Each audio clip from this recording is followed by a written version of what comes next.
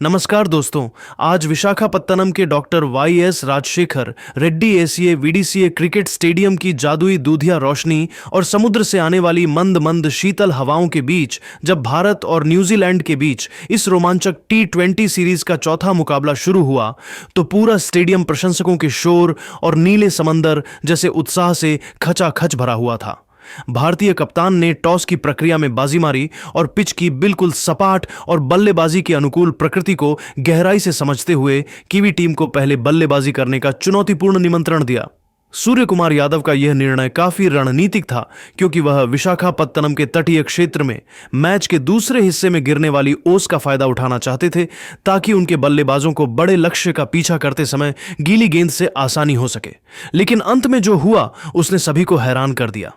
और न्यूजीलैंड की ओर से टिम सीफर्ट और डेवन कॉनवे की सलामी जोड़ी मैदान पर उतरी। न्यूजीलैंड की पारी का आगाज बहुत ही आक्रामक रहा, जहां अर्शदीप सिंह एकले ओवर में गेंदबाजी करने के लिए मोर्चे पर आए और टिम सीफर्ट ने उनकी तीसरी गेंद पर एक शानदार टॉप एज के जरिए चौका बटोरकर अपना खाता खोला। सीफर्ट ने इसी ओवर की चौथी और पांचवीं गेंद पर भी अर्शदीप के खिलाफ लगातार 2 कड़क चौके जड़कर न्यूजीलैंड को एक तूफानी शुरुआत प्रदान की, जिससे कीवी टीम ने पहले ही ओवर में 13 रन बटोर ली। विशाखापत्तनम के एसीए वीडीसीए क्रिकेट स्टेडियम की पिच आज बल्लेबाजों के लिए स्वर्ग साबित हो रही थी और न्यूजीलैंड के सलामी बल्लेबाजों ने इसका भरपूर फायदा उठाने का मन बना लिया था। खेल के दूसरे ओवर में युवा तेज गेंदबाज हर्षित राणा दूसरे ओवर में अपनी पहली स्पेल की गेंदबाजी करने के लिए मोर्चे पर आए, लेकिन टिम सीफर्ट आज किसी भी गेंदबाज को बख्शने के मूड में नहीं थे।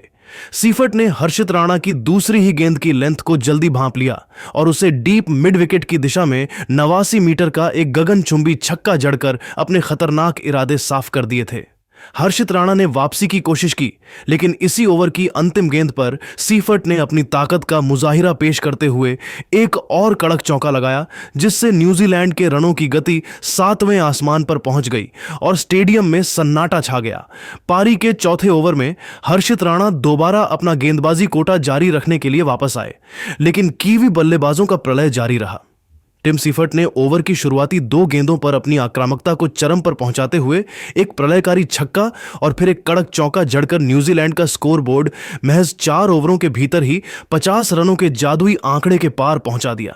इसी ओवर की 5वीं गेंद पर डेवन कॉनवे ने भी अपने हाथ खोले और हर्षित राणा की गेंद पर कवर ड्राइव के जरिए अपना पहला शानदार चौका जड़ा, जिससे भारतीय खेमे में चिंता की लकीरें साफ नजर आने लगी थीं। कप्तान सूर्य कुमार यादव ने रणों की इस रफ्तार को थामने के लिए दुनिया के नंबर 1 तेज गेंदबाज जसप्रीत बुमराह को याद किया, जहां जसप्रीत बुमराह 5वें ओवर में गेंदबाजी करने के लिए पहली बार मोर्चे पर आए।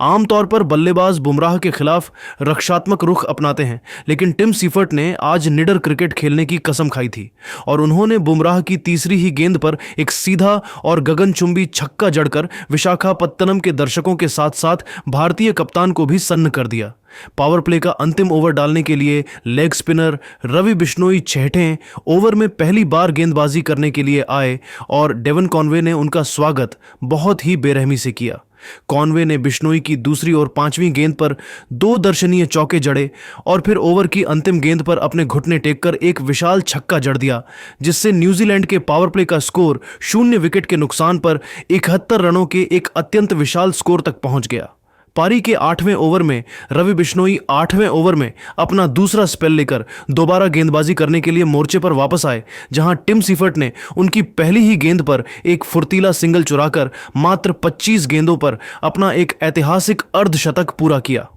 सीफर्ट की इस आतिशी पारी ने न्यूजीलैंड को एक बहुत ही मजबूत और अभेद्य स्थिति में ला खड़ा किया था, क्योंकि उनके बल्ले से निकलने वाला हर शॉट भारतीय प्रशंसकों के दिलों की धड़कनें बढ़ा रहा था। हालांकि न्यूजीलैंड की इस आक्रामक शुरुआत के बाद भारतीय स्पिनरों ने अपनी रणनीति बदली और मैच में वापसी का बिगुल फूंकते हुए कीवी बल्लेबाजों को अपनी फिरकी के जाल में फंसाने की तैयारी शुरू कर दी थी। न्यूजीलैंड का पहला विकेट 9वें ओवर में गिरा, जब कुलदीप यादव 9वें ओवर में अपनी जादुई फिरकी लेकर गेंदबाजी करने के लिए आए और उन्होंने अपनी दूसरी ही गेंद पर न्यूजीलैंड की 100 रनों की साझेदारी को तोड़ दिया।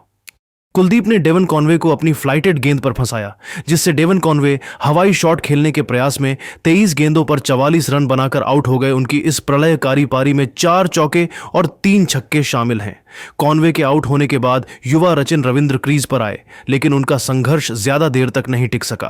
पारी के 10वें ओवर में दुनिया के नंबर 1 तेज गेंदबाज जसप्रीत बुमराह 10वें ओवर में दोबारा गेंदबाजी करने के लिए मोर्चे पर आए और उन्होंने अपनी पहली ही जादुई गेंद पर न्यूजीलैंड को दूसरा बड़ा झटका दे दिया।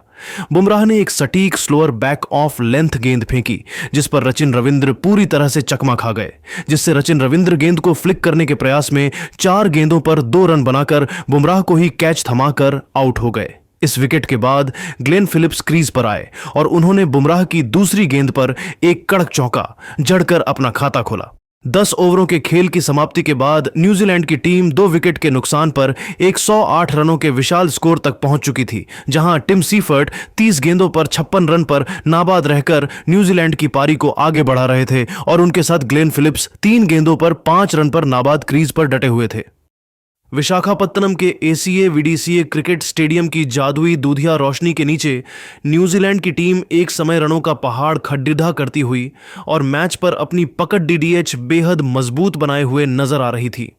न्यूजीलैंड के सलामी बल्लेबाजों ने भारतीय गेंदबाजों के आत्मविश्वास को हिलाकर रख दिया था, लेकिन 10वें ओवर की समाप्ति के बाद भारतीय स्पिनरों और तेज गेंदबाजों ने अपनी रणनीति में बदलाव करते हुए इस महामुकाबले का पासा पलटना शुरू कर दिया। खेल के 11वें ओवर में भारत के उभरते हुए लेग स्पिनर रवि बिश्नोई 11वें ओवर में अपनी जादुई फिरकी और तेज गति वाली लेग ब्रेक लेकर गेंदबाजी करने के लिए मोर्चे पर आए, जहां उनका सामना न्यूजीलैंड के सबसे विस्फोटक बल्लेबाज ग्लेन फिलिप्स से हुआ। ग्लेन फिलिप्स ने आते ही रवि बिश्नोई की गेंदों पर प्रलयकारी प्रहार करना शुरू किया और ओवर की दूसरी तथा चौथी गेंद पर कलाइयों के जादुई इस्तेमाल से 2 शानदार और कड़क चौके जड़कर न्यूजीलैंड की रनों की रफ्तार को कम नहीं होने दिया।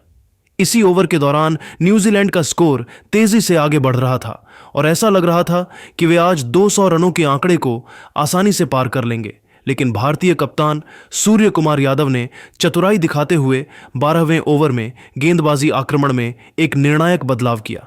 कप्तान ने गेंद बाएं हाथ के तेज गेंदबाज अर्शदीप सिंह को थमाई, जो 12वें ओवर में न्यूजीलैंड की इस आक्रामक बल्लेबाजी को रोकने के लिए आक्रमण पर आए थे। अर्शदीप सिंह ने अपनी अनुभव का परिचय देते हुए पहली 2 गेंदों पर टिम सीफर्ट को परखने की कोशिश की और फिर ओवर की तीसरी गेंद पर एक बहुत ही सटीक और जानबूझकर रखी गई धीमी गति की शॉर्ट पिच गेंद फेंकी, जिसे सीफर्ट भांपने में पूरी तरह नाकाम रहे।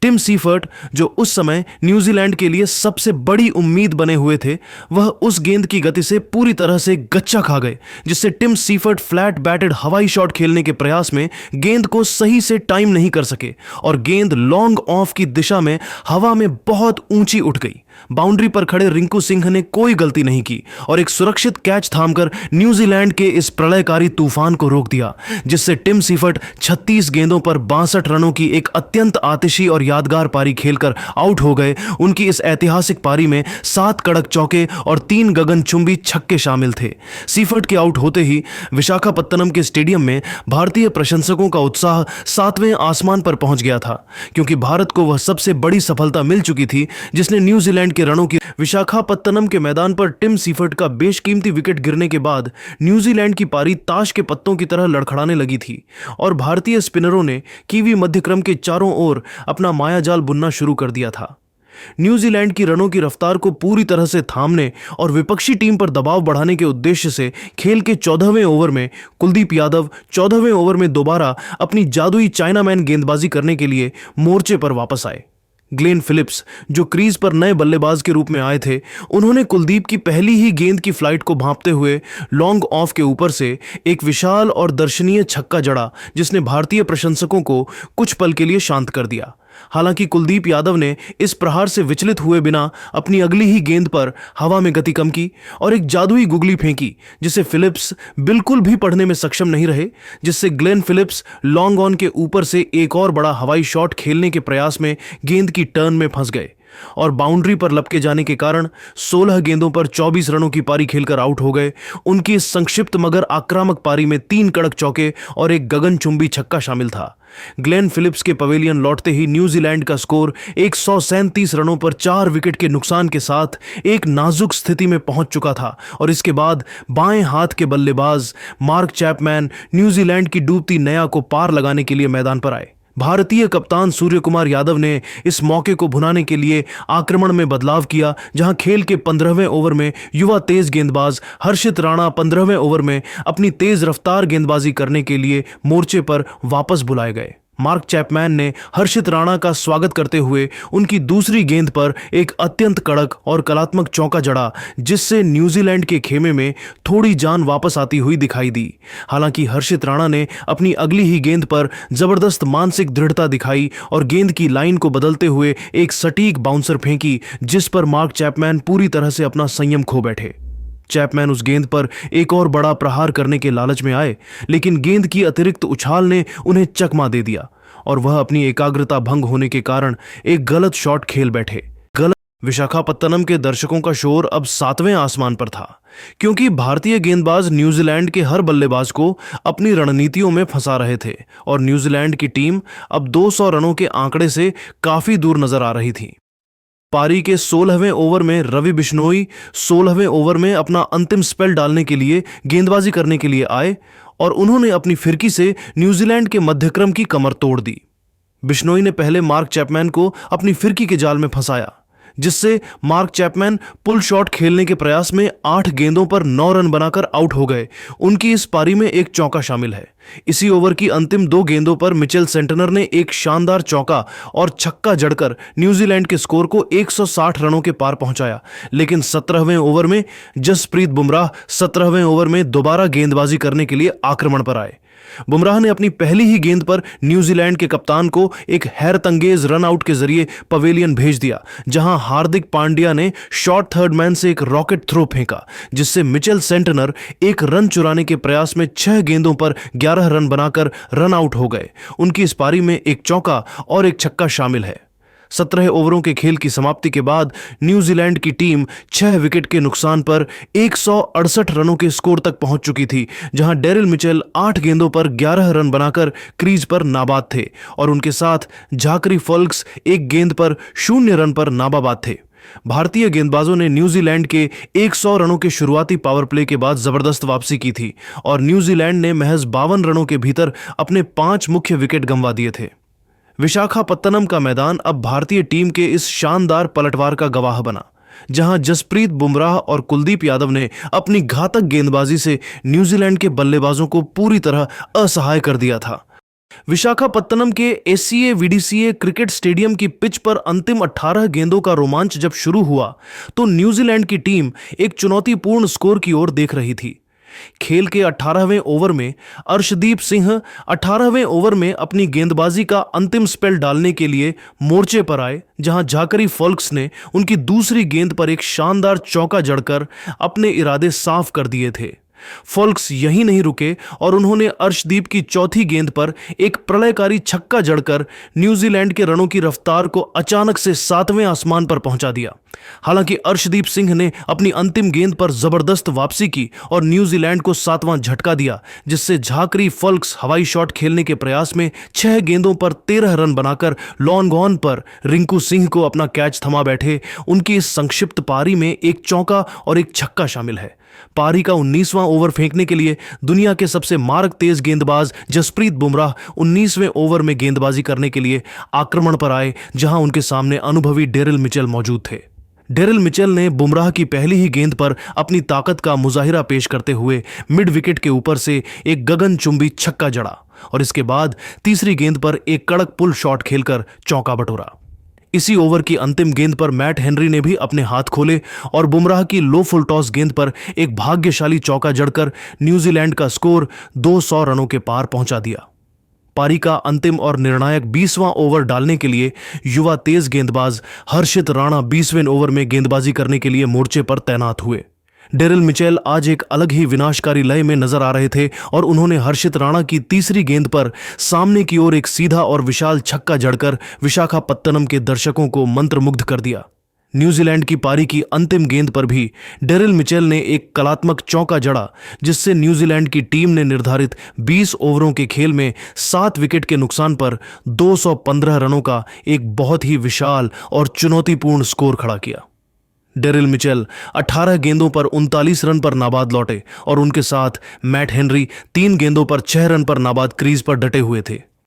विशाखापत्तनम के एससीए वीडीसीए क्रिकेट स्टेडियम में 216 रनों के विशाल और पहाड़ जैसे लक्ष्य का पीछा करने उतरी भारतीय टीम की शुरुआत किसी डरावने सपने जैसी रही, क्योंकि न्यूजीलैंड के तेज गेंदबाजों ने पहले ही ओवर से भारतीय खेमे में खलबली मचा दी। खेल के पहले ओवर में अनुभवी मैट हेनरी पहले ओवर में अपनी घातक स्विंग गेंदबाजी के साथ मोर्चे पर आए और उन्होंने पहली ही गेंद पर भारत को सबसे बड़ा झटका दिया, जहां अभिषेक शर्मा लॉफ्टेड शॉट खेलने के प्रयास में एक गेंद पर 0 रन बनाकर पवेलियन लौट गए। अभिषेक के आउट होने के बाद कप्तान सूर्य कुमार यादव क्रीज पर आए और उन्होंने मैट हेनरी की चौथी गेंद पर एक बाहरी किनारे के जरिए चौका बटोरकर अपना और टीम का खाता खोला। इसी ओवर की अंतिम गेंद पर संजू सैमसन ने भी अपनी क्लास दिखाई और एक शानदार चौका जड़कर भारत के इरादे साफ किए।